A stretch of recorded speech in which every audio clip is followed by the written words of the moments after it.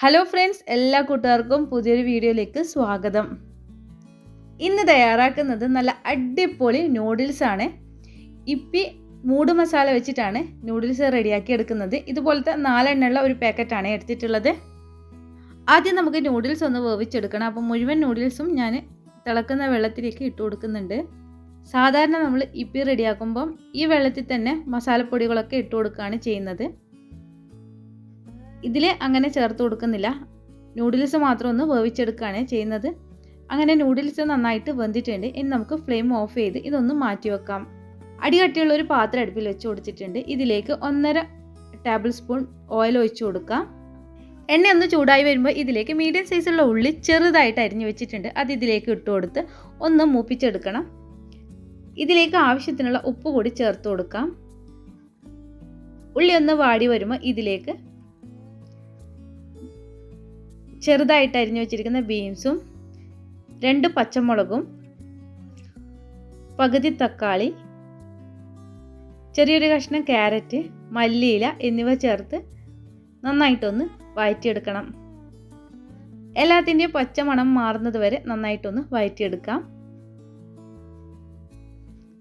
അങ്ങനെ ഇത് നന്നായിട്ട് വഴറ്റിയെടുത്തിട്ടുണ്ട്. ഇനി ഇതിലേക്ക് ഇനി പൊടികൾ ചേർത്ത് കൊടുക്കാം.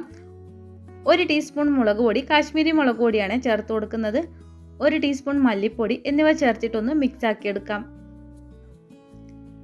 ഇതൊന്ന് മിക്സ് ആക്കി എടുത്തു കഴിഞ്ഞാൽ ഇതിലേക്ക് നമുക്ക് ഇപ്പിയുടെ മസാല ചേർത്ത് കൊടുക്കാം. ഈ പാക്കറ്റിൽ 2 മസാല വരുന്നുണ്ട്.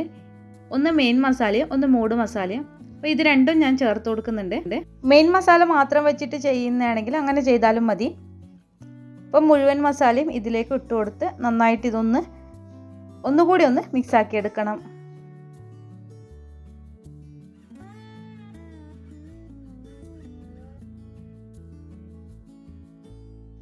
നിങ്ങൾ ഈ ചാനൽ ആദ്യമായിട്ട് കാണുന്നവരാണെങ്കിൽ ഒന്ന് സബ്സ്ക്രൈബ് ചെയ്ത് സപ്പോർട്ട് ചെയ്യണേ. വീഡിയോ ഇഷ്ടമായിട്ടുണ്ടെങ്കിൽ ലൈക്ക് ചെയ്യാനും മറക്കരുത്.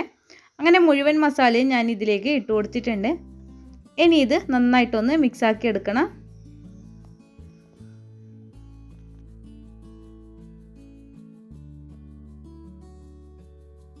നമ്മൾ റെഡിയാക്കിയ മസാല ഇതുപോലെ ഒരു വശത്തേക്ക് ആക്കി വെച്ചതിന് ശേഷം ഇതിലേക്ക് 2 മുട്ട പൊട്ടിച്ചൊഴിച്ച് കൊടുക്കാം. കുട്ടികൾക്ക് ഒത്തിരി ഇഷ്ടമായിരിക്കും ഇപ്പി നൂഡിൽസ്. അപ്പം നിങ്ങൾ ഇനി ഇതുപോലെ ഒന്ന് ട്രൈ ചെയ്ത് നോക്കുക. നല്ല ടേസ്റ്റാണ്, കുട്ടികൾക്കും മുതിർന്നവർക്കൊക്കെ ഒത്തിരി ഇഷ്ടപ്പെടും. ഇനി എല്ലാം കൂടിയിട്ട് നന്നായിട്ടൊന്ന് മിക്സ് ആക്കി എടുക്കണം.